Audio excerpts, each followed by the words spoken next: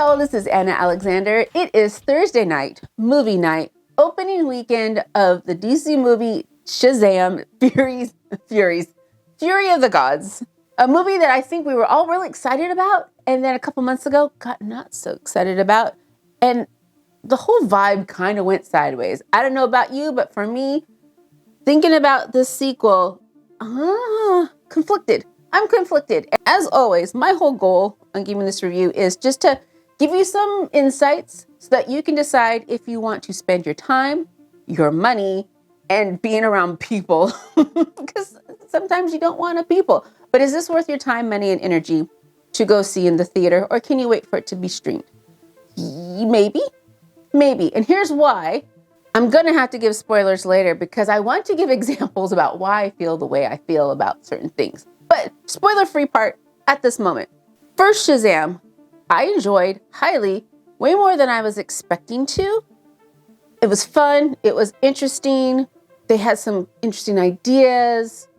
Highly enjoyable. One of the things that did surprise me, though, about the first Shazam was Mark Strong's villain was evil. He was evil. It went dark. And I wasn't expecting dark because at the heart, the movie's about a teenage kid who gets superpowers, looks like a man, but is fighting, ends up pure, horrible destruction, evil. And I was curious if that was going to continue to the sequel. It does. Slightly smaller, lesser scale, but make no mistake, the body count in this film is high. From the moment go, first scene, we get death, mayhem, destruction, right in our faces, and it kind of overwhelmed me that we were getting it so soon. But overall, Fury of the Gods, you think superhero film, you think it's going to be big, in your face, destruction of life and limb, loud. That's what you get with this Shazam. That's what you get. That's this movie in a nutshell. Loud, fight scenes, CGI, death, destruction, movie's over. Ta-da! Did that help you? Did that give you any insight whatsoever about this film? The premise for me was fine. It worked solidly. You had the Daughters of Atlas, Lucy Liu, Helen Mirren, cannot remember their characters' names. Lucy Liu.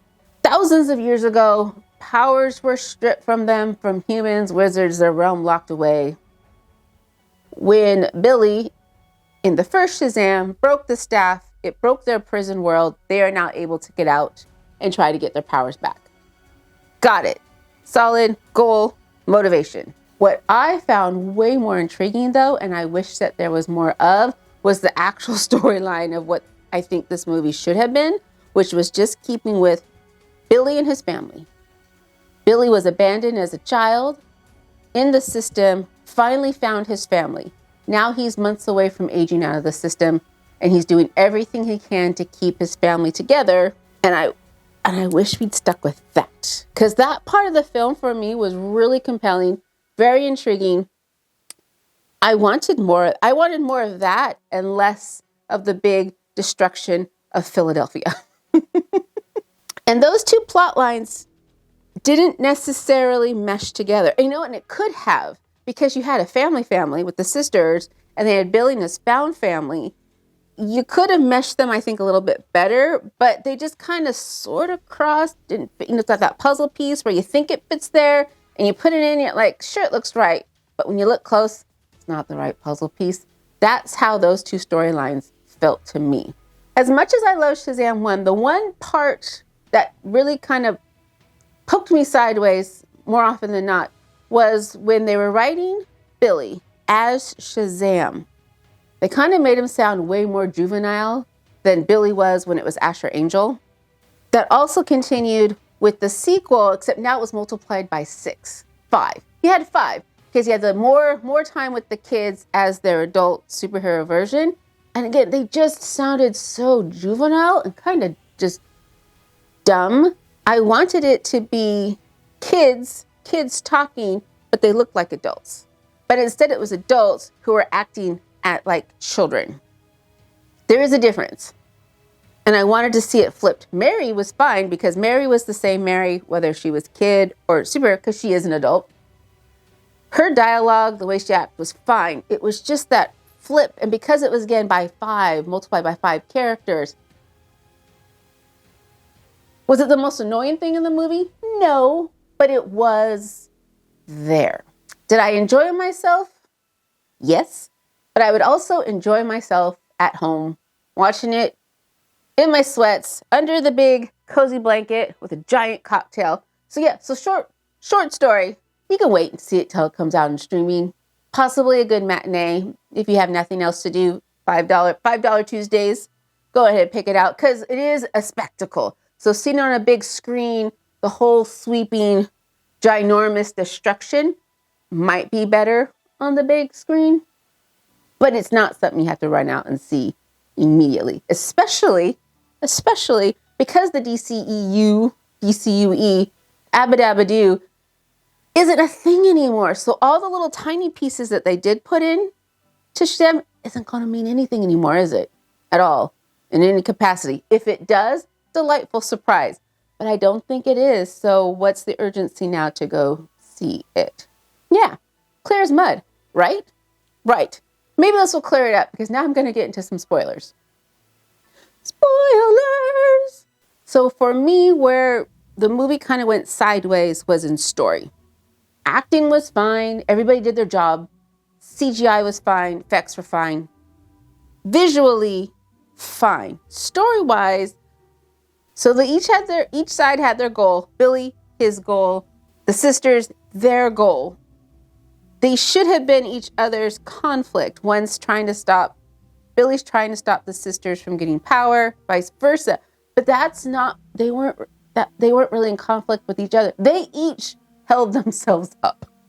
Billy and his family with the infighting, not knowing what to do with their superhero self, still learning how they're becoming as people and as heroes. But you know what? They're teenagers, and if that's what I wish the movie was about, was just them overcoming that hurdle.